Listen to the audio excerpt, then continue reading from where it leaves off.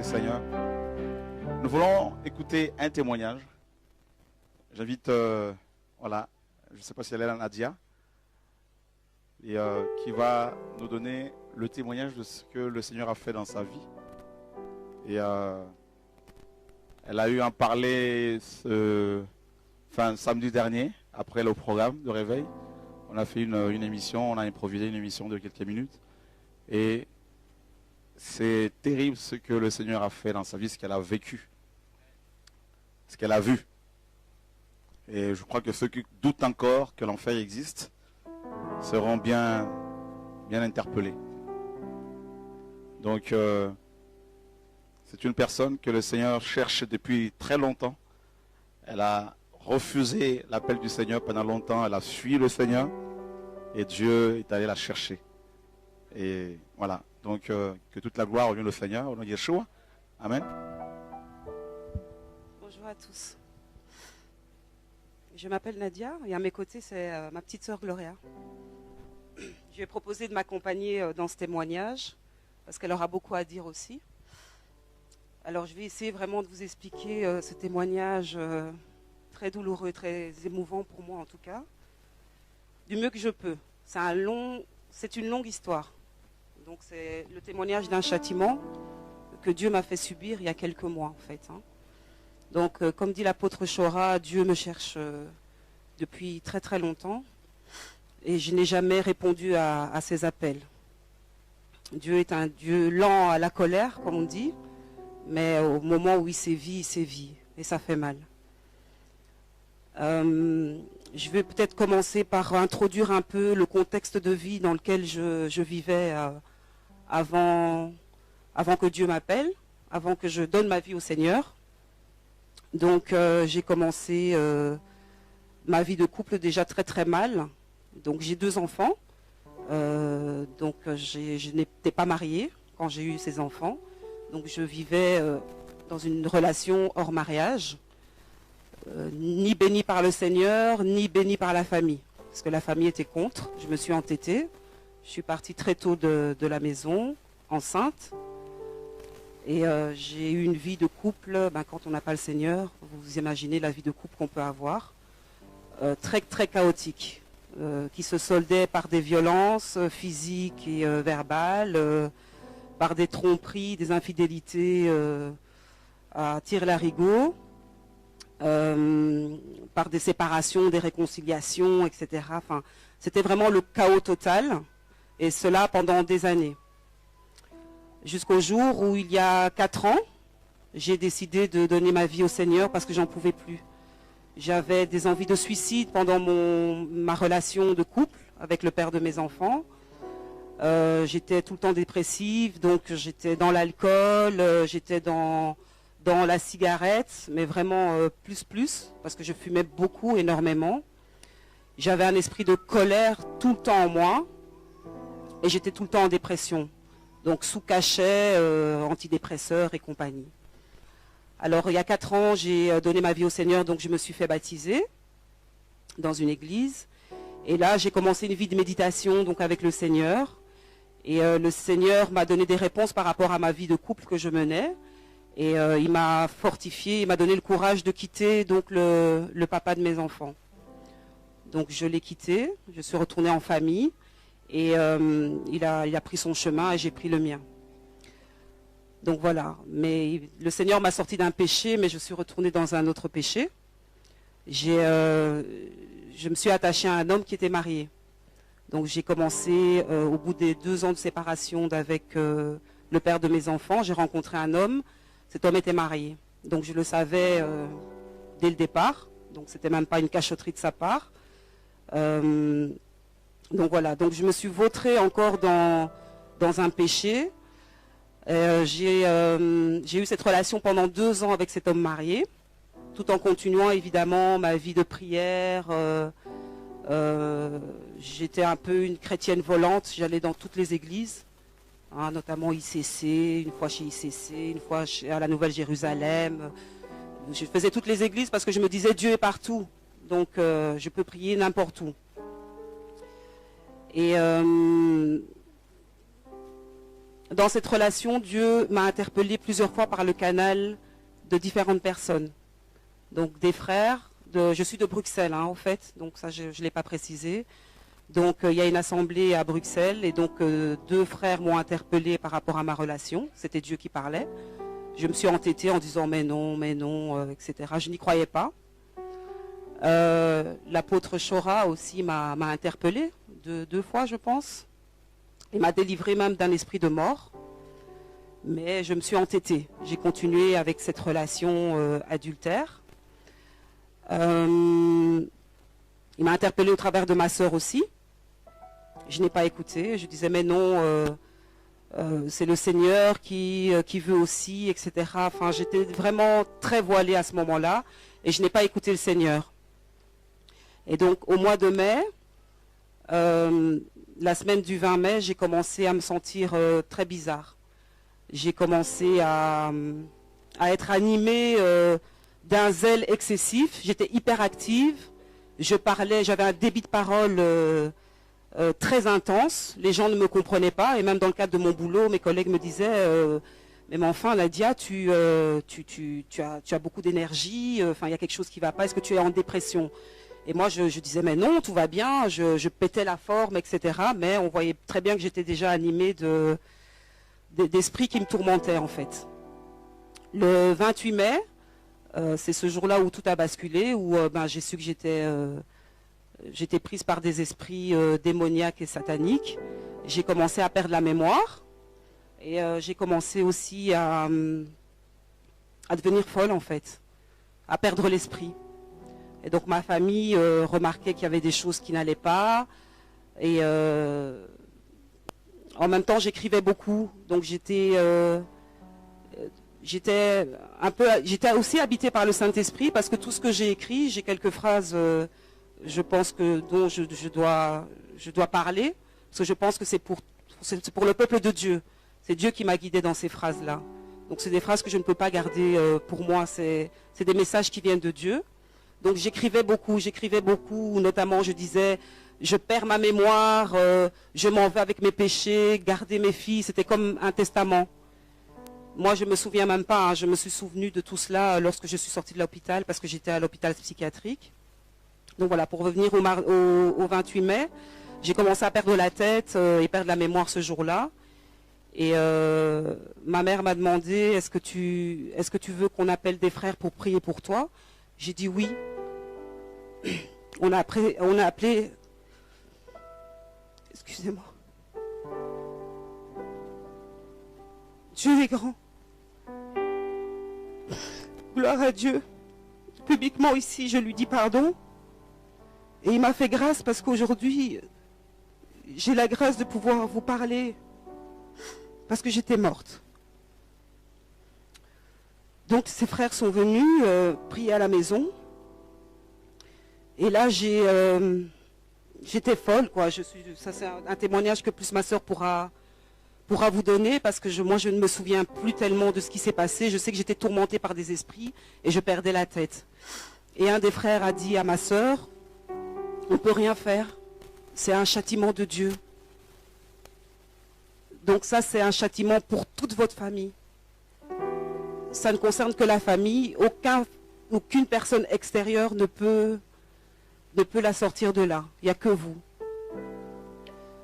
Ses frères sont partis. Et on a rassemblé toute la famille. Donc ma soeur ici, ma mère, mon frère, ma belle-sœur et ma fille. L'aînée, pas la petite. La petite n'a que 13 ans, mais l'aînée a 19 ans. Donc on a estimé que bon voilà, elle était en âge adulte et que ça la concernait aussi. Donc toute ma famille a mis les genoux par terre. Et au fur et à mesure des prières, ma folie augmentait. Ma folie augmentait. Et donc il y a un passage que j'ai oublié. J'essayais vraiment de vous restituer les choses parce que tout était embrouillé dans ma tête jusqu'au moment où j'ai su que je devais témoigner. Donc le mardi 28, avant que je perde totalement la tête, j'ai quand même été travailler. Sur le chemin du boulot, j'étais dans une folie, mais je ne m'en rendais pas compte. Et il y avait des démons qui me poursuivaient en fait. Donc Dieu m'a fait grâce en tout cas d'avoir des yeux spirituels ce jour-là. Donc j'ai vu l'autre dimension du monde, si vous voulez. Je ne sais pas comment expliquer ça.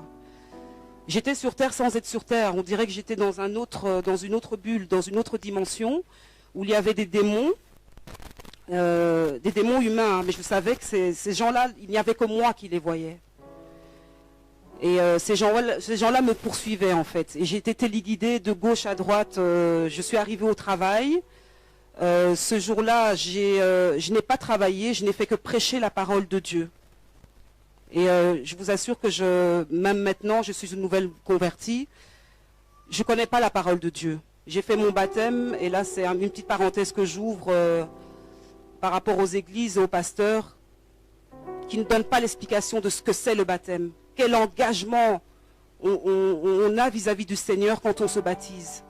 Donc, définir ce que c'est le baptême, l'engagement qu'on prend vis-à-vis de Dieu, ça je ne l'ai pas eu. Et la vie de sanctification qui suit le baptême. Donc moi je n'ai pas eu tout ça dans l'église où j'ai fait mon baptême. Donc pour moi j'étais baptisée et j'ai continué ma vie délabrée, de péché, sans me dire qu'il y avait une sanctification, qu'il y avait des commandements à suivre. Donc, où est-ce que j'en étais? Quand je suis arrivée au travail, j'ai prêché la parole de Dieu. Je connaissais toute la Bible par cœur. J'ai commencé à prêcher la parole de Dieu auprès de mes collègues. Et mes collègues voyaient très bien que ça n'allait pas mentalement, quoi. Donc, ils m'ont laissé prêcher, puis ils m'ont dit, une collègue m'a dit, tu sais, je pense que tu es en dépression et en burn-out, que tu commences à être atteinte de folie. Il vaut mieux que tu rentres chez toi et que tu ailles voir un médecin. Et moi je disais mais non, tout va bien, j'aime le Seigneur, c'est tout, c'est parce que vous êtes des incroyants, enfin bon. Bref, je suis sortie du travail en me dirigeant vers un endroit, mais je suis arrivée à un autre endroit. Donc j'étais vraiment téléguidée par des esprits démoniaques en fait, qui me poussaient au suicide. Je suis arrivée dans un immeuble, je ne sais pas comment, où il y avait toutes les fenêtres ouvertes, où plusieurs personnes, ces démons qui ressemblaient à des humains, que moi je voyais, me disaient, ben, il y a un appartement qui est là, essaye de rentrer et voir, c'est pas toi qui veux visiter un appartement. Et moi, complètement troublée, perturbée, je dis oui, ça doit être moi. Et je suis montée, c'était un appartement de 10 étages, je suis montée au 10e étage, il était libre cet appartement, et toutes les fenêtres étaient ouvertes. Et je m'approchais vers les fenêtres, en fait, pour me jeter. Ces démons toujours derrière moi. Et Dieu est grand, vraiment, parce qu'à ce moment-là, ma sœur m'a appelée. Et elle m'a dit, où tu es? Alors j'ai dit, je sais pas. Elle dit, où tu es? Alors j'ai dit, je sais pas, je suis dans une commune ici à Bruxelles et je suis dans un appartement. Elle me dit, alors je lui dis, c'est Dieu qui me dirige, je lui dis. Elle me dit, tout ce que tu fais là, c'est pas de Dieu. C'est pas de Dieu. Enfuis-toi de là, rentre à la maison. J'ai commencé à courir. J'ai laissé donc ces démons derrière moi. J'ai commencé à courir. J'étais enfermée dans l'immeuble. Enfin, j'ai su sortir de l'immeuble. Et je me suis enfermée dans une cabine téléphonique, en fait, où j'ai téléphoné à ma sœur, qui n'avait plus d'unité. Moi-même, mon portable, j'avais plus de batterie. Et là, je suis rentrée à la maison. Et ce fameux mardi, c'est le jour où ma délivrance a commencé, parce que là, j'étais atteinte de, même pas folie, mais la folie extrême, ce qu'on appelle la schizophrénie. En tout cas, j'étais diagnostiquée quand j'ai été internée, schizophrène. Donc, on est resté 4 jours. J'ai eu 4 jours de délivrance et 2 jours de coma. De coma spirituel. Enfin, mon âme n'était plus là. Je respirais, j'étais là, à côté de mes proches, mais moi j'étais partie. Ce que Dieu, en tout cas, m'a fait grâce de voir, c'est que j'étais dans mon cercueil. J'ai vu ma tombe, j'ai vu que j'étais dans le cercueil, et à un moment donné, j'ai été propulsée dans la galaxie, l'espace. J'ai vu quelques étoiles. Et je suis restée, j'ai l'impression que je suis restée vraiment dans cette galaxie pendant une éternité. Ça durait et j'errais, mon âme errait, j'errais. Je me demandais, mais qu'est-ce que je fais là? Qu'est-ce qui se passe? Et il faisait noir. Il faisait noir. Et après ce que j'ai vu les ténèbres, donc une nuée très sombre. Et une nuée et la lumière en fait. Donc j'ai compris par la suite parce que j'entendais des voix. C'était vraiment les anges de Dieu et les suppôts de Satan qui se pas négocier parce qu'on ne négocie pas avec Dieu, mais le diable qui réclamait mon âme en fait et ma vie. Et il disait, mais enfin, Seigneur, il y a un pacte qui a été fait. Elle n'a pas suivi tes voies. Elle n'est plus digne d'être appelée enfant de Dieu. Donc, elle est devenue mon enfant. Donc, voilà, il faut nous la laisser. Donc, c'était vraiment comme s'il y avait un combat spirituel entre les ténèbres et la lumière. Et à ce moment-là, je ne sais pas, un esprit démoniaque m'a pris et m'a demandé si j'étais prête. Et il m'a dit, regarde en bas, là-bas, le trou noir que tu vois, on va y descendre. Et là, j'ai commencé à crier. Et je criais réellement, puisque ma sœur m'a dit par la suite, quand j'ai retrouvé mes esprits, que Dieu est vraiment grand, il a tout fait, c'était vraiment sous son contrôle, parce que la manière dont tu criais, c'est pas possible qu'on n'ait pas eu des voisins qui sont venus à la maison pour réclamer des tapages nocturnes en plus, puisque ça se passait la nuit. Et donc cet esprit démoniaque m'a précipité dans le trou. Et en fait, j'ai vu de la terre, on descendait vraiment les profondeurs de la terre. J'ai vu beaucoup de terre et il faisait noir, et je criais, et il faisait noir. Et au plus on s'enfonçait, au plus je criais. Et puis à un moment donné, on s'est arrêté, comme dans une espèce d'ouverture, comme dans une grotte. Et là, l'esprit m'a dit, est-ce que tu es prête? Parce que ici, c'est l'enfer. Et on va commencer à prendre... Je suis vraiment désolée. Hein. Comme je disais la fois passée, c'est quelque chose que j'ai enfui dans ma mémoire. Je ne voulais pas témoigner à la base. Mais Dieu me pousse pour libérer son peuple. Donc je ne peux pas garder ce témoignage pour moi. Mais c'est ce que j'ai vécu est très douloureux. Donc cet esprit démoniaque m'a expliqué que voilà, ici c'est l'enfer. On va commencer à atteindre le premier niveau. Et il m'a expliqué qu'il y avait 7 niveaux en enfer. Et que là, on allait commencer au premier niveau. Donc, il m'a amené au premier niveau. Moi, je fermais les yeux et je disais non, non. Et je criais au Seigneur. Je disais Seigneur, Seigneur, non, pardon pour ce que j'ai fait. Je me repentais. Et l'esprit démoniaque me disait c'est trop tard, c'est trop tard. Voilà, ça c'est le premier niveau. Et là, j'ai vu des bêtes horribles comme des serpents, des scorpions, enfin des bêtes qui sont même pas, qui n'existent pas sur cette terre. On est descendu au deuxième niveau. Il m'a dit, voilà, ça c'est le deuxième niveau. Moi, toujours en train de crier, non, je ne veux pas, Seigneur, Seigneur, libère-moi. On est descendu au troisième niveau. Et au troisième niveau, il m'a montré une personne qu'on châtiait, en fait. Donc, cette personne était un homme. Et cet homme recevait des coups de couteau. Et à chaque coup de couteau, qui transperçait son cœur, il ne mourait pas. Il ne mourait pas, le sang giclait, cet homme pleurait, criait, et la plaie se refermait. Et puis il recevait des coups de couteau toujours au même endroit, et le même processus se répétait et se répétait. Et cet esprit démoniaque me disait, tu vois le châtiment, ça c'est éternellement que cette personne-là va être comme ça, en tout cas trucidée par ce couteau. Et je criais, et je disais pitié Seigneur, Seigneur, pardon pour tout ce que j'ai fait. Et pendant ce temps-là, ma sœur me disait que effectivement, il y a eu des moments où tu étais par terre, à genoux, et je demandais pardon au Seigneur, et eux ne comprenaient pas. Et en fait, c'était ma descente aux enfers. Je suis arrivée au 4e niveau, et cet esprit m'a expliqué que le 4e niveau était le niveau de mon châtiment à moi par rapport au péché dans lequel j'étais. Donc péché sexuel, hein, puisque j'ai été condamnée par rapport à ça. Et là, on m'a prise et on m'a mise sur une espèce de grande pierre. Je ne sais pas si vous voyez au temps, je pense, du Moyen-Âge, où on châtiait les gens...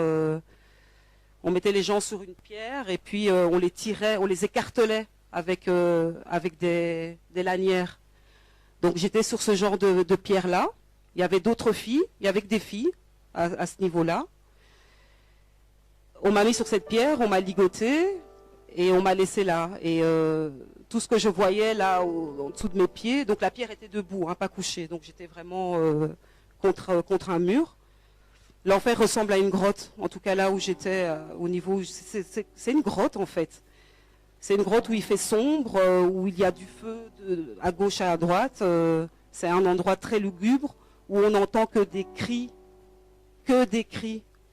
d'épouvante, qu'on n'a jamais même entendu dans des films d'horreur. Et moi je criais, on criait avec toutes les filles. Et... des démons venaient, me touchaient, me pressaient à mes parties intimes. Et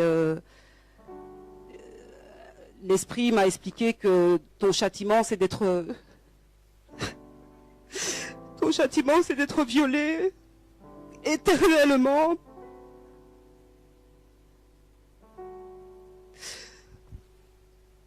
Et j'étais violée par un démon que je pense être Satan. Il ne s'est pas présenté. On était toutes violées par ce même démon.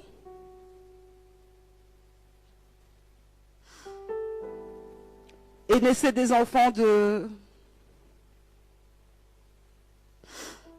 ces relations en fait. Tu n'as pas le temps de dormir en enfer. Tu ne dors pas, j'ai cru que j'y étais depuis des siècles. Et c'est sans arrêt, on ne ferme pas les yeux en enfer. On n'a pas un temps où on peut se dire « Ah, mon bourreau est parti, je peux un peu fermer les yeux et je dors ». Non. C'est sans cesse, c'est sans arrêt.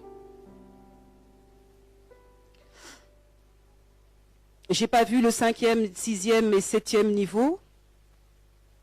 Tant mieux. Parce que moi, mon châtiment s'arrêtait là, en fait. Hein. Donc, comme j'ai expliqué, en fonction du péché dans lequel on est, c'est ce que j'ai compris, c'est ce qu'on m'a expliqué en tout cas, c'est ce que l'Esprit m'a expliqué, il y a des niveaux. Il y en a 7. Et vous vous rendez compte le niveau où moi j'étais, plus que la moitié, quoi. Enfin, j'étais presque au niveau du 7e pour moi. Donc le péché de l'immoralité sexuelle est un péché sévèrement puni. Et je priais quand j'étais en enfer. J'ai pas cessé de prier mon Dieu, j'ai pas cessé de demander pardon. J'ai déposé le pardon aussi auprès de la femme de cet homme. Parce que c'est vrai qu'on pêche contre Dieu, mais dans les actes que l'on pose, il faut aussi voir la personne à qui on fait du mal, qui est aussi un enfant de Dieu. Donc moi j'ai demandé pardon.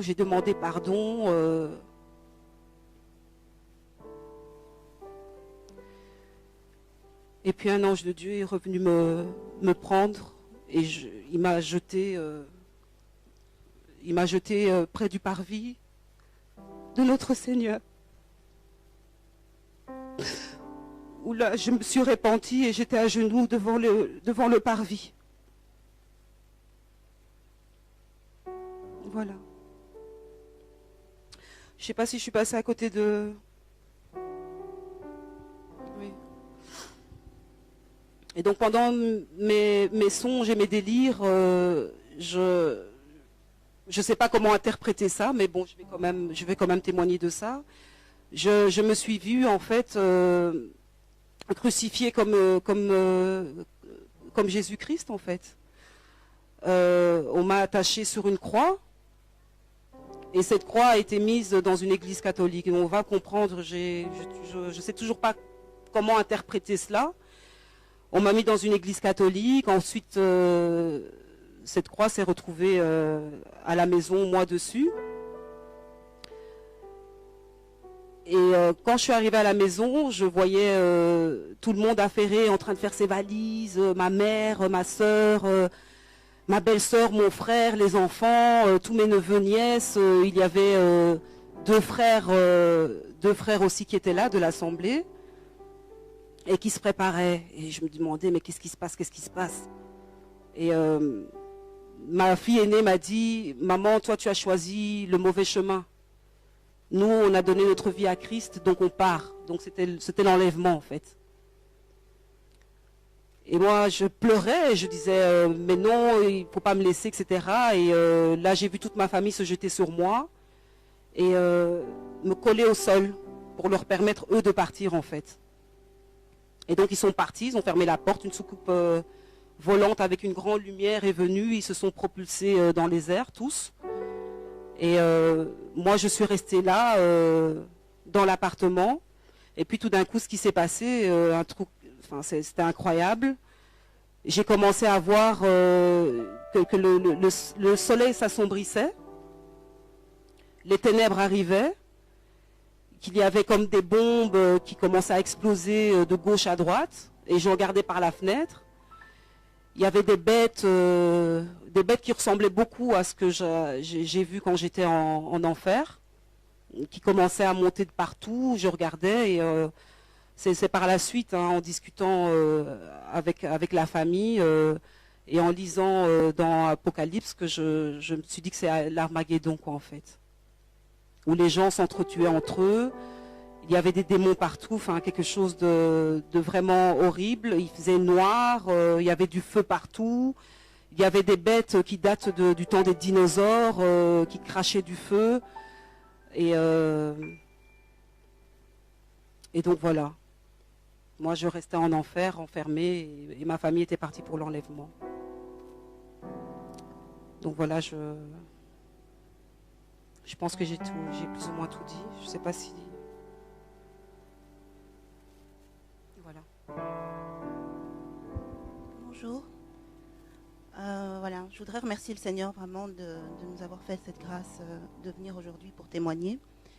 Et je remercie également le Seigneur de nous avoir fait grâce pour tout ce qui s'est passé dans ma vie depuis ma conversion. Je suis convertie depuis 8 mois. Et ma famille priait déjà en fait. J'étais la seule qui ne voulait rien savoir de Dieu. Non pas que j'y croyais pas, mais j'étais pas prête. Je vivais ma vie. Pour moi assez bien, parce que je travaillais, j'ai un petit garçon. Ne connaissant pas le Seigneur, j'ai été mariée et divorcée. J'ai un garçon de 12 ans. Et j'étais la rebelle de la famille. Je voulais rien savoir du Seigneur. Mais on peut monter, on peut descendre. Quand le Seigneur t'appelle, il nous a fait grâce. Et vraiment, je le remercie de tout cœur. Parce que ce qu'on a vécu avec ma sœur, à la maison, c'était un châtiment pour tout le monde. Tout le monde vivait sa vie. Tout le monde ne s'occupait que de soi. Et je pense que le premier enseignement que Dieu nous a donné, c'était ça. Parce que nous avons un Dieu de famille, qui aime la famille. Et la semaine que ma sœur raconte ici, c'est une semaine terrible. Pour nous, ça a duré 1 an. Moi, j'ai l'impression de revivre seulement maintenant. Le Seigneur m'a donné la force de supporter tout ça malgré mon début de conversion. Parce que quand ça s'est arrivé, j'avais que 6 mois de conversion. J'avais le feu. J'allais aux enseignements tout le temps. Donc ça m'a permis de beaucoup comprendre ce qui arrivait, de saisir très vite. Par la grâce de Dieu. Tout ce que je voulais dire aussi, c'est qu'effectivement, elle priait dans des églises de système. Moi, je ne priais pas du tout. Je ne supportais pas d'aller dans ces églises. Est-ce que c'est une grâce? Je ne sais pas. mais il nous a permis d'avoir le message de vérité par mon biais. Donc c'est à ce moment-là que, à la maison, tout le monde vivait sa vie, mais c'était le repos, les gens s'entendaient bien. Mais quand j'ai amené ce message de vérité, c'est devenu l'enfer déjà. Moi et ma mère, on se disputait tout le temps, pourtant on s'entend bien. Ma sœur commençait à dévier, donc elle passait du chapelet à Ave Maria, Sainte Marie, pour essayer de combler le péché dont elle vous a parlé tout à l'heure. Parce que moi, j'arrêtais pas de lui prêcher que c'était pas bon et que Dieu ne faisait pas d'exception pour tel ou tel enfant, qu'on était égaux aux yeux de Dieu. Mais elle me prétendait que, effectivement, ce qu'elle a oublié de dire, c'est qu'elle a tellement chipoté dans le péché qu'elle a eu même la vision d'un ange de lumière qui s'est présenté comme étant l'ange Gabriel, qui lui a dit « tes péchés sont pardonnés ». Donc pour elle, elle était dans le bon et que ce mari allait divorcer de sa femme pour se marier avec elle. Donc elle vivait sa vie en pensant qu'elle était consciemment une bonne enfant de Dieu. Et comme on dit, on a des alliances avec le Seigneur. Moi, quand je me suis convertie, j'étais pour moi, dans ma tête, j'étais bien. Je gagnais ma vie, je voyageais tout le temps. Quand je voulais partir, j'avais ma maman qui gardait mon fils. J'avais l'impression que tout allait bien. Mais moi-même, je m'enfonçais dans un secteur un métier, dans un secteur professionnel qui m'a donné tout de suite un esprit de Jézabel. J'avais la sirène des eaux, j'étais aussi possédée, on peut l'imaginer vu que je ne connaissais pas du tout le Seigneur, et j'ai changé radicalement. Et c'était le secteur du cosmétique, pour peut-être affirmer. Donc la séduction est très forte. Pourtant, j'étais pas ni mannequin, ni vendeuse, non, j'étais commerciale. Il fallait que je trouve des contrats, en fait. Mais ça m'amenait à recevoir très souvent des hommes d'affaires, et je commençais à développer une attitude que l'éducation que ma mère m'a donnée, ça ne la glorifie pas, et ça ne glorifiait certainement pas le Seigneur non plus. Donc le Seigneur m'a vraiment soulevée au vol, parce que je commençais à être vraiment démoniaque. Mais pour revenir à la semaine de ma sœur, elle a beaucoup mélangé. Elle avait le chapelet à la maison, elle avait un livre de saints, elle a parlé du coq à l'âne au niveau des églises du système. Et elle a eu une semaine de Pentecôte où là vraiment tout a valsé, parce que dans une église, je tairai le nom, elle a eu une semaine où il y avait une semaine de jeûne, où il fallait qu'elle jeûne, aller prier là-bas, et elle est revenue avec le feu en disant qu'elle avait eu qu'elle a eu son baptême de Pentecôte. Et c'est là que tout a commencé, en fait. Bien avant la semaine où elle a commencé à délirer, elle délirait déjà. Et moi, Dieu me mettait à cœur vraiment de prier. Donc moi-même, je m'étais mis en jeûne, et Dieu était déjà au contrôle. Donc la semaine où elle a déliré, elle était vraiment, vraiment, vraiment loin. On n'avait jamais, je pense que même dans les films que j'ai vus, je n'ai jamais vu une démence aussi. L'exorciste, elle avait, un moment, je lui ai demandé qui elle était, et 2 jours plus tard, elle m'a répondu qu'elle était Légion. Elle avait des esprits guerriers comme pas possible. Elle nous a tous tapés.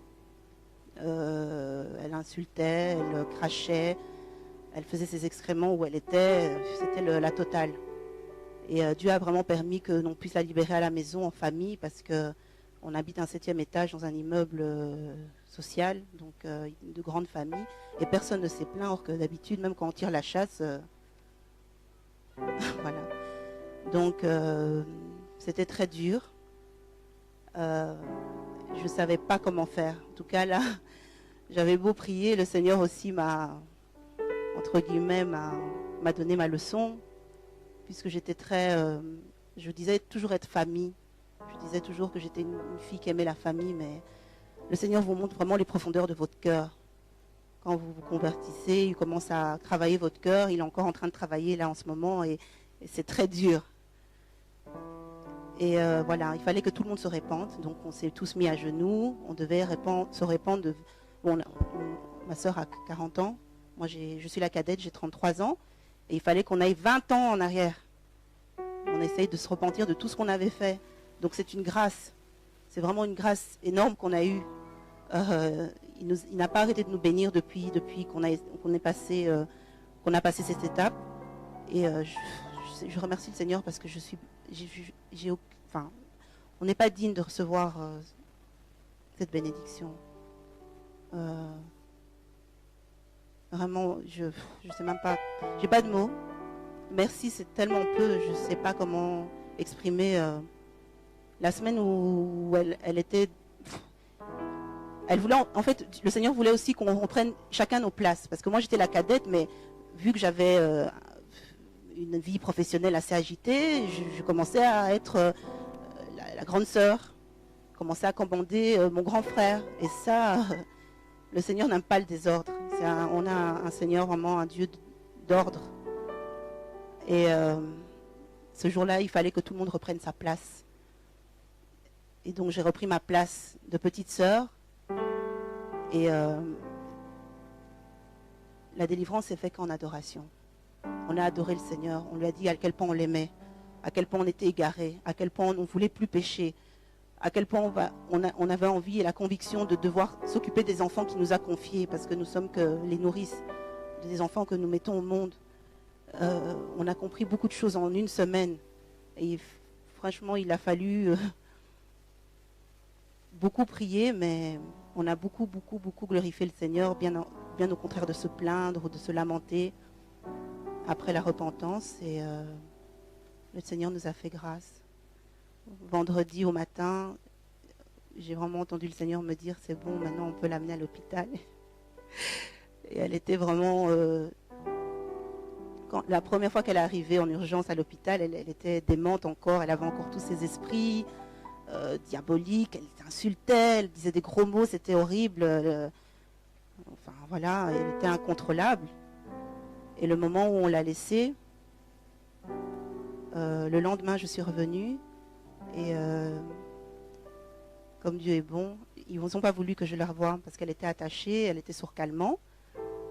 Et comme elle est majeure, maintenant c'était l'État qui la prenait en charge en fait. Donc j'avais pas de droit sur elle. Mais le Seigneur m'a permis d'être rassurée parce que dans un grand hôpital, j'entendais quelqu'un chanter Alléluia, Alléluia. C'est là que j'ai compris qu'elle était délivrée et que le Seigneur est trop grand, le Seigneur est trop bon, il est puissant.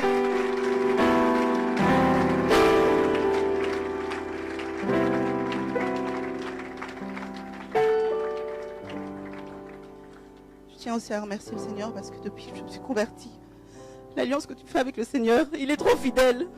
Le moment où j'ai donné ma vie au Seigneur, j'ai dit Seigneur, en tout cas, on a trop joué avec nous. On est passé par beaucoup de difficultés au niveau familial, au niveau de la spiritualité.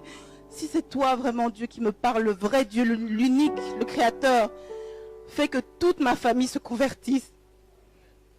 Et en moins de 3 mois, toute la famille s'est convertie.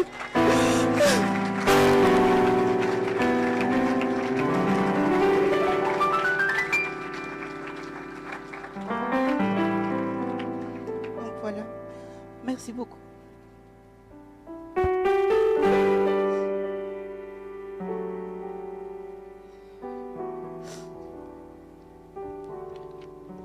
passage qui dit dans la Bible, je ne sais pas exactement où, qui dit que quand un esprit sort, oui, il revient 7 fois plus fort. Alors dans mon récit, j'ai bien dit que j'avais eu ma délivrance par le canal de l'apôtre Chora, malgré que j'étais toujours avec cet homme marié et que Dieu m'interpellait, me disait laisse, Dieu, qui je suis Seigneur, merci. Dieu m'a même interpellé de lui-même, il est descendu de son trône et il m'a parlé, il m'a dit je suis l'autorité. Ce jour-là, j'étais paralysée dans mon lit, j'ai pas su me lever de mon lit, tout ça parce qu'il voulait me sauver. Dieu ne veut pas qu'on se perde. Il souhaite que tous ses enfants soient sauvés, ne périssent pas.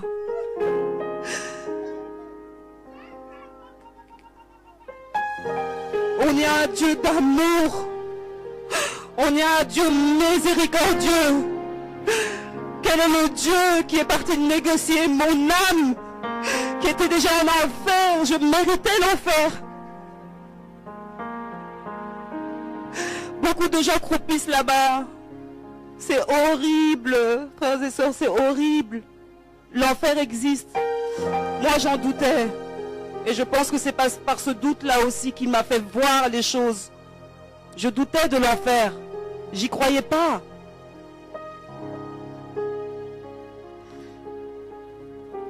Tenez votre délivrance alors. Sortez du péché. Cherchez le message de vérité. La première pierre que je jette, c'est sur moi-même. Parce que je me suis abandonnée auprès des pasteurs, auprès des églises. Je n'ai pas ouvert ma Bible.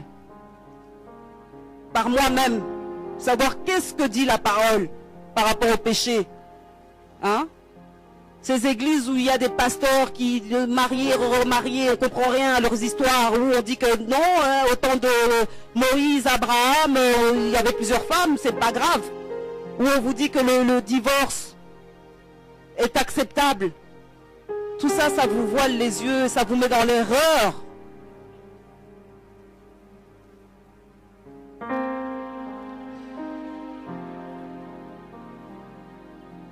Je vais lire les phrases que le Saint-Esprit m'avait mis avant que je tombe dans la folie extrême. C'était vraiment dirigé par le Saint-Esprit. Je les ai découverts en sortant de l'hôpital, en fait. La clé du séjour des morts et le séjour des morts m'appartiennent, dit le Seigneur. L'œuvre de Dieu est une œuvre qu'on ne brisera jamais. Dieu, notre Maître, nous préserve de la mort. Ce qui n'est pas de Dieu est sale. Je vous ai tellement aimé que je sais ce qui est bon pour vous. Car je vous ai racheté au prix de ma chair. Voilà.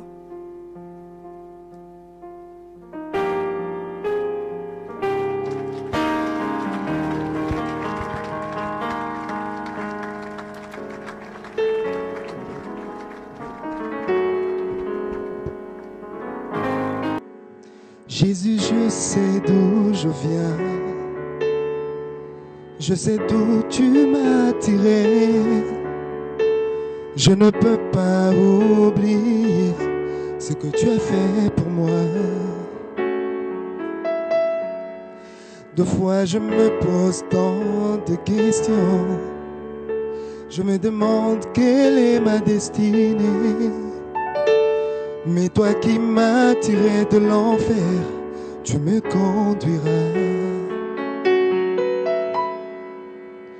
Fais que je sois là pour toi, que je reste dans ta présence, que ma vie te plaise jusqu'à ce que tu reviennes.